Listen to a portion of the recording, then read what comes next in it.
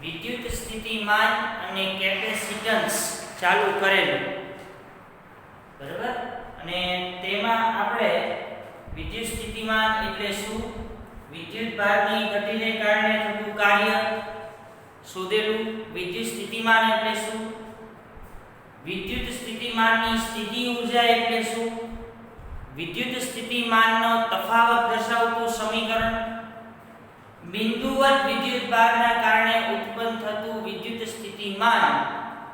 આટલા ટોપિક આપણે જોયેલા અને સ્વાધ્યાયનો કે ઉદાહરણનો દાખલો પણ આપણે જોયેલો. હવે આજે આપણે પાર્ટ 4 માં સ્વાધ્યાયના 2 દાખલા અને એક સરસ મજાની થિયરી આપણે જોવાની છે. તો દાખલા ચાલુ કરતા પહેલા મેં તમને પહેલા પણ કીધેલું છે અને અત્યારે પણ કહું છું કે હું જ્યારે દાખલા અહીંયા તમને ભણાવતો હોય ત્યારે તમારે તમારી ટેક્સ્ટબુક સાથે રાખવાની, જેથી કરીને હું રકમ બોલતો જાઉં તો તમને સમજાતું જાય, બરાબર. તો આપણે અત્યારે સ્વાધ્યાયનો દાખલો બીજો જોવાનો છે. તો સ્વાધ્યાયના દાખલાની બીજાની રકમ કંઈક આ પ્રમાણે છે, તમે જો બધા ટેક્સ્ટબુકમાં. સ્વાધ્યાયના દાખલા બીજાની રકમ એવું કે છે કે 10 સેન્ટીમીટરની બાજુવાળા નિયમિત ષષ્ઠકોણના દરેક શિરોબિંદુએ 5 માઇક્રોકુલમ વિદ્યુતભાર છે. તો ષષ્ઠકોણના કેન્દ્ર પર વિદ્યુત સ્થિતિમાન શોધો. આ તમને એક ષષ્ઠકોણ આપેલો છે, આ ષષ્ઠકોણની દરેક બાજુનું માપ તમને આપેલું છે 10 સેન્ટીમીટર અને ષષ્ઠકોણના 6 શિરોબિંદુઓ તમને આપેલા છે A B C D E અને F. આ દરેકે દરેક શિરોબિંદુ પર 5 માઇક્રોકુલમ વિદ્યુતભાર રહેલો છે. તો આપેલા ષષ્ઠકોણના કેન્દ્ર એટલે કે O પાસે આપણે વિદ્યુત સ્થિતિમાન શોધવાનું છે. તો તમને બધાને ખબર છે કે આ બિંદુ પાસે મારે વિદ્યુત સ્થિતિમાન શોધવું હોય તો દરેક શિરોબિંદુ વડે ઉત્પન્ન થતું વિદ્યુત સ્થિતિમાનનો સરવાળો કરવો પડે. તો R બરાબર 10 સેન્ટીમીટર, સેન્ટીમીટરને તમે મીટરમાં કન્વર્ટ કરો 10 ની -2. દરેકે દરેક શિરોબિંદુના વિદ્યુતભારની કિંમત તમને સરખી આપી દીધી છે, એટલે કે Q બરાબર 5 માઇક્રોકુલમ, 5 ગુણ્યા 10 ની -6 માઇક્રો 10 ની -6. V0 બરાબર કેટલા? તો વિદ્યાર્થી મિત્રો, એક બિંદુવત વિદ્યુતભાર હોય તો ઉત્પન્ન થતું વિદ્યુત સ્થિતિમાનનું સમીકરણ આપણે આવું કંઈક જોઈ ગયા છીએ. V બરાબર kq ના છેદમાં r. તો એ કેટલા શિરોબિંદુ છે? 6 શિરોબિંદુ છે. તો એક વડે આટલું વિદ્યુત સ્થિતિમાન ઉત્પન્ન થાય તો 6 વિદ્યુતભાર વડે કેટલું ઉત્પન્ન થાય? તો આને ગુણ્યા કેટલા કરવાના? 6. તો કેન્દ્ર પાસે મળતું વિદ્યુત સ્થિતિમાન V0 બરાબર 6kq/r. 6 k એટલે 9 ગુણ્યા 10 ની 9 ઘાત, q એટલે 5 ગુણ્યા 10 ની -6 અને r એટલે 10 ગુણ્યા 10 ની -2. નો તમે ગુણાકાર ભાગાકાર કરશો એટલે તમને V0 બરાબર 2.7 ગુણ્યા 10 ની 6 ઘાત વોલ્ટ મળી જશે. તો આ તમારો થઈ ગયો સ્વાધ્યાયનો દાખલો બીજો. હવે આપણે વિદ્યાર્થી મિત્રો સ્વાધ્યાયનો દાખલો ચોથો જોવાનો છે. તો સ્વાધ્યાયનો દાખલો ચોથો જે છે એની રકમ આ પ્રમાણે કંઈક છે, હું વાંચું છું, તમે શાંતિથી તમારી ટેક્સ્ટબુકમાં જોજો. 12 સેન્ટીમીટર ત્રિજ્યાના એક ગોળાકાર સુવાહકની સપાટી પર 1.6 ગુણ્યા 10 ની -7 ઘાત કુલમ જેટલો વિદ્યુતભાર નિયમિત રીતે વિતરિત થયેલો છે. તો પેલું ગોળાની અંદર, બીજું ગોળાની તરત બહાર અને ત્રીજું ગોળાના કેન્દ્રથી 18 સેન્ટીમીટર અંતરે વિદ્યુત ક્ષેત્ર કેટલું થાય આપણે શોધવાનું છે. પહેલા તમને જે ગોળો આપેલો છે એની ત્રિજ્યા તમને આપેલી છે 12 સેન્ટીમીટર અને આના પર 1.6 × 10⁻7 કુલમ જેટલો વિદ્યુતભાર આખા ગોળા ઉપર વિતરિત થયેલો છે. તો આપણે ત્રણ જગ્યાએ વિદ્યુત ક્ષેત્ર શોધવાનું છે. પહેલા તો ગોળાની અંદરની બાજુ, બીજું ગોળાની તરત ને તરત બહાર અને ત્રીજું ગોળાના કેન્દ્રથી 18 સેન્ટીમીટરના અંતરે. આ ત્રણ જગ્યાએ આપણે વિદ્યુત સ્થિતિમાન શોધવાનું છે. તો સૌથી પહેલા તો r બરાબર 12 સેન્ટીમીટર એટલે કે 12 × 10⁻2 મીટર. વિદ્યુતભાર એટલે 1.6 × 10⁻7 કુલમ. તમને રકમ આપી દીધું છે. આ ગોળો છે એની ત્રિજ્યા તમને આપેલી છે 12 સેન્ટીમીટર. તો સૌથી પહેલી વાત એ કે ગોળાની અંદર વિદ્યુત ક્ષેત્ર કેટલું થશે. વિદ્યાર્થી મિત્રો, આપણે ગાઉસના નિયમ જોઈ ગયા છે અને ગાઉસના નિયમ અનુસાર કોઈ પણ સુવાહકની અંદરની બાજુનું વિદ્યુત ક્ષેત્ર શૂન્ય થાય છે. તો આપેલો ગોળો છે એ સુવાહક છે. એ સુવાહકની અંદરની બાજુનું વિદ્યુત ક્ષેત્ર હંમેશા શૂન્ય હોય છે. તો પહેલો જવાબ તમને મળી જાય, સુવાહકની અંદરની બાજુએ વિદ્યુત ક્ષેત્ર શૂન્ય હોય છે. એના પછી આવે છે ગોળાની તરત બહારના બિંદુએ. હવે સ્વાભાવિક છે કે આ 12 સેન્ટીમીટર ત્રિજ્યા તમને આપેલી છે. તો આ ગોળાની તરત બહાર એટલે આટલું અંતર તો આપણે અવગણી શકીએ. તો ત્રિજ્યા અહીંયા તરત બહારના બિંદુએ કેટલી થાય? 12 થવાની. તો ગોળાની તરત બહારના બિંદુએ વિદ્યુત ક્ષેત્ર E બરાબર એક બિંદુવત વિદ્યુતભાર હોય તો એના કારણે મળતું વિદ્યુત ક્ષેત્ર કેટલું થાય? E બરાબર kq/r². k એટલે 9 × 10⁹ 1.6 × 10⁻7 એટલો વિદ્યુતભાર અને r બરાબર અહીંયા તમને 12 આપેલા છે. તો 12 એટલે 144 10⁻4 ગુણાકાર ભાગાકાર કરશો એટલે ગોળાની તરત બહારના બિંદુએ તમને વિદ્યુત ક્ષેત્ર મળી જશે. એના પછી તમને એવું કીધું છે કે ગોળાના કેન્દ્રથી 18 સેન્ટીમીટરના અંતરે વિદ્યુત ક્ષેત્ર કેટલું થાય. તો ગોળાના બહારના બિંદુએ વિદ્યુત ક્ષેત્ર એટલે માની લો કે આ ગોળાની સૌથી બહારની સપાટી છે અને અહીંથી અહીંયા સુધીનું અંતર તમને આપ્યું છે 18 સેન્ટીમીટર. તો ત્યાં આપણે વિદ્યુત ક્ષેત્ર કેલ્ક્યુલેટ કરીએ તો E બરાબર વળી પાછું kq/r² અથવા તો x નો વર્ગ 9 × 10⁹ 1.6 × 10⁻7 છેદમાં x એટલે હવે કેટલા લેવાના? 18 નો વર્ગ 324 સેન્ટીમીટર ને મીટરમાં કન્વર્ટ કરો. 10⁻2 નો વર્ગ એટલે 10⁻4 જેટલું થાય. ગુણાકાર ભાગાકાર કરશો એટલે તમને વિદ્યુત ક્ષેત્ર મળી જશે. થઈ ગયું? તો અહીંયા આ તમારા બે દાખલા સ્વાધ્યાયના પૂરા. હવે જે ઇમ્પોર્ટન્ટ થિયરી આવે છે એ છે વિદ્યુત ડાયપોલ થી મળતું વિદ્યુત સ્થિતિમાન. તો વિદ્યાર્થી મિત્રો, આપણે ચેપ્ટર નંબર 1 માં વિદ્યુત ડાયપોલ વિશે જોઈ ગયા છીએ અને આ વિદ્યુત ડાયપોલ થી અક્ષ પરનું વિદ્યુત ક્ષેત્ર અને વિષુવવૃત્તીય રેખા પરનું વિદ્યુત ક્ષેત્ર પણ આપણે જોઈ ગયા છીએ. તો પહેલા તો વિદ્યુત ડાયપોલ મોમેન્ટ એટલે શું? તો એ વખતે આપણે એવું કહેતા હતા કે એકબીજાથી પરિમિત અંતરે રહેલા બે વિજાતીય વિદ્યુત ભારથી બનતી રચના જેને શું બોલાય? વિદ્યુત ડાયપોલ મોમેન્ટ તરીકે ઓળખવામાં આવે છે.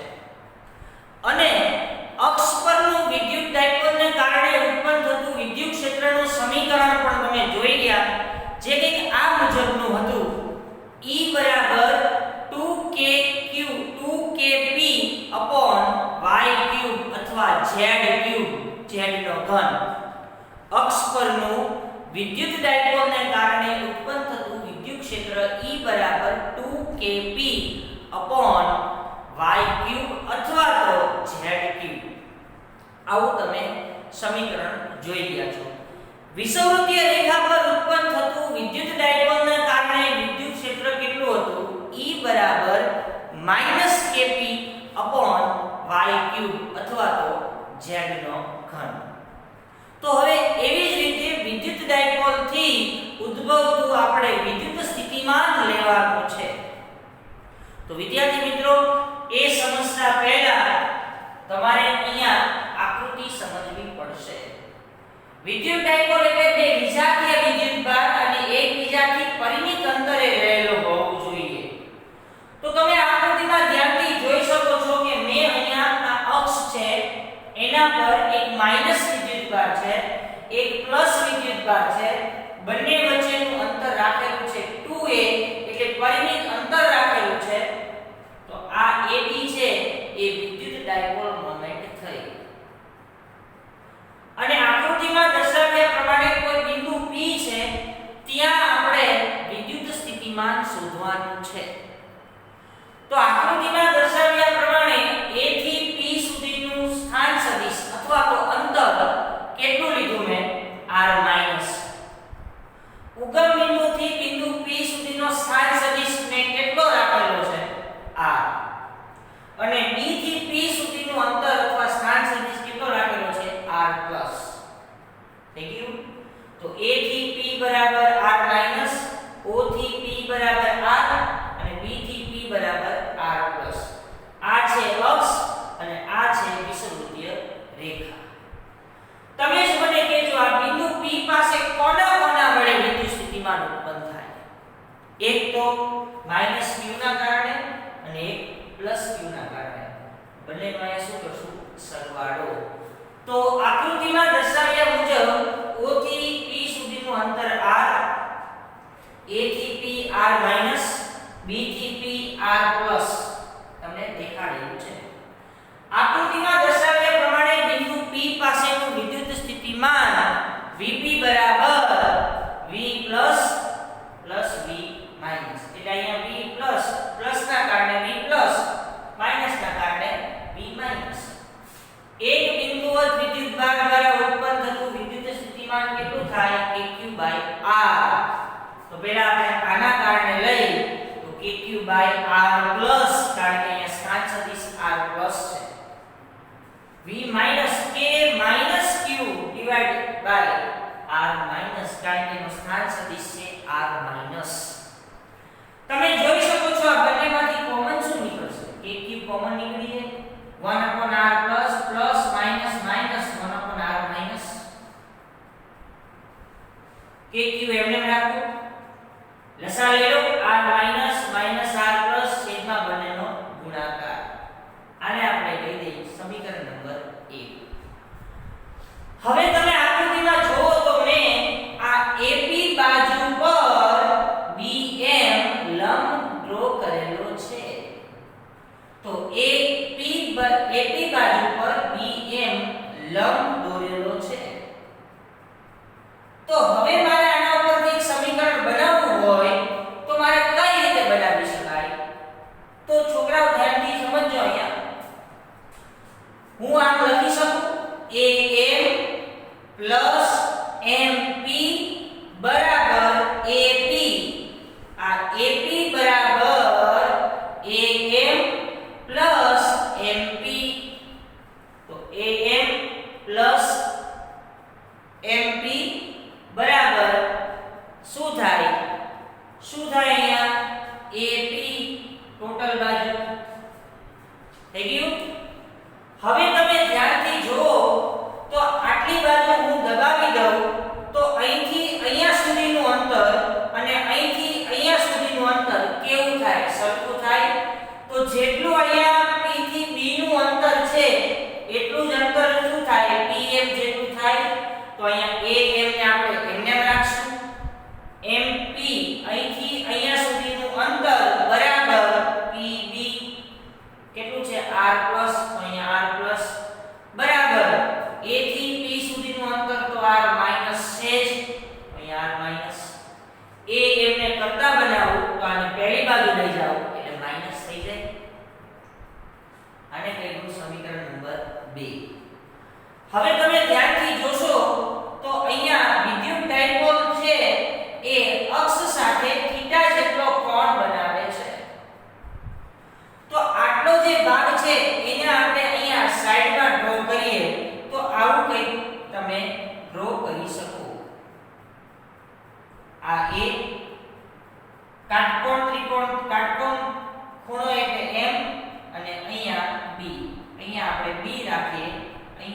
a રાખીએ. a પાસે થીટા જેટલો કોણ બને છે. a b ની તમને બાજુની માપ આપેલું છે 2a. a m તમે જાણતા નથી. તો આપણે અહીંયા આ બાજુ શોધવી છે તો થીટાની કઈ બાજુ થઈ કે પાસેની બાજુ થઈ. તો ત્રિકોણમિતિનો કયો ઘટક લાગુ પડે તો કે cos થીટા. તો કે આકૃતિ પરથી cos થીટા બરાબર પાસેની બાજુ એટલે am કર્ણ એટલે ab. am ને શોધવા છે અને કરતા બનાવવું તો cos થીટા ab. પણ ab બરાબર તમે શું લઈ શકો 2a. તો am બરાબર તમને સમીકરણ શું મળે 2a cos થીટા. હવે આ am અને આ am ટૂંકમાં સમીકરણ 2 અને સમીકરણ 3 બંને એકબીજા સાથે તમે સરખાવી લો. સમીકરણ 2 અને સમીકરણ નંબર 3 એકબીજા સાથે સરખાવો તો r minus minus r plus બરાબર તમે શું લખી શકો કે 2a cos થીટા. હવે r minus minus r plus બરાબર 2a cos થીટા જે છે એની કિંમત તમે સમીકરણ નંબર 1 માં મૂકી દો તો vp બરાબર kq r minus minus r plus બરાબર 2a cos થીટા છેદમાં r પ્લસ ઇન્ટુ અહીંયા ગુણાકાર છે ઇન્ટુ r માઈનસ થઈ ગયું. તમે ચેપ્ટર નંબર 1 માં જોઈ ગયા છો કે જ્યાં 2a q હોય ત્યાં તમે શું લખી શકો તો કે p એટલે ડાયપોલ મોમેન્ટ. તો k ને એમને રાખો 2a q બરાબર p લખી દીધા. cos થીટા તો છે.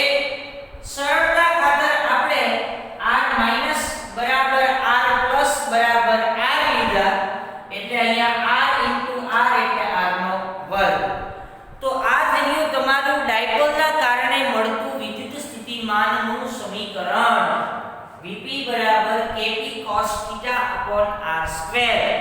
હવે આ સમીકરણના બે ભાગ પાડવાના છે. તો એ બે ભાગ આપણે કઈ રીતે પાડીએ જો. સૌથી પહેલા આપણે એવું લઈએ કે અક્ષ પરનું વિદ્યુત સ્થિતિમાન શોધવું હોય તો આ અક્ષ પર જ વિદ્યુત ડાયપોલ મોમેન્ટ છે. એનો મતલબ કે વિદ્યુત ડાયપોલ મોમેન્ટ અક્ષ પર જ હોવાથી કોઈ જાતનો ક્યાંય થીટા બનતો નથી. તો પ્રથમ કિસ્સો આપણે લઈ અક્ષ પરના વિદ્યુત સ્થિતિમાન માટે થીટા બરાબર તમે શું લઈ શકો 0. તો Vp kp cos 0 એટલે 1. તો ફાઇનલ સમીકરણ તમને અક્ષ પરનું વિદ્યુત સ્થિતિમાન વિદ્યુત ડાયપોલના કારણે શું મળે kp/r². બીજો કિસ્સો આપણે લઈએ તો વિષુવવૃત્તીય પરના બિંદુ માટે વિદ્યુત સ્થિતિમાન શું થાય. તમે આકૃતિ પરથી જોઈ શકો છો કે આ ડાયપોલ મોમેન્ટ છે AB એ વિષુવવૃત્તીય રેખાને લંબ છે. તો થીટા બરાબર વિષુવવૃત્તીય રેખા માટે કેટલું લઈ શકાય 90. અને આ થીટાની કિંમત તમે આ સમીકરણમાં મૂકી દો તો cos 90 એટલે 0 થઈ જશે. cos 90 એટલે 0 અને 0 ગુણ્યા કોઈ પણ સમીકરણ કોઈ પણ કિંમત હોય તો એની કિંમત શું થઈ જાય 0. તો વિષુવવૃત્તીય રેખા પર વિદ્યુત ડાયપોલના કારણે ઉત્પન્ન થતું વિદ્યુત સ્થિતિમાન Vp 0 થાય અને અક્ષ પર ઉત્પન્ન થતું વિદ્યુત ડાયપોલના કારણે વિદ્યુત સ્થિતિમાન Vp kp/r² જેટલું થાય છે. તો અહીંયા તમારા આ બે દાખલા અને આ એક થિયરી તમારી પતી ગઈ. હવે આગળના લેક્ચરમાં આપણે આના દાખલા જોશું. આની હજી એક થિયરી આવશે અને સ્વાધ્યાયના દાખલા ઉદાહરણના દાખલા પણ ગણવાના છે. તો વિદ્યાર્થી મિત્રો ખાસ લેક્ચર જોતી વખતે દાખલા માટે ટેક્સ્ટ બુક તમારે ખુલ્લી રાખવાની છે જેથી કરીને તમને રકમ સમજાય. તો નેક્સ્ટ લેક્ચરમાં આપણે વળી પાછા આગળ સ્ટડી કરીશું chapter number 2. Okay, thank you.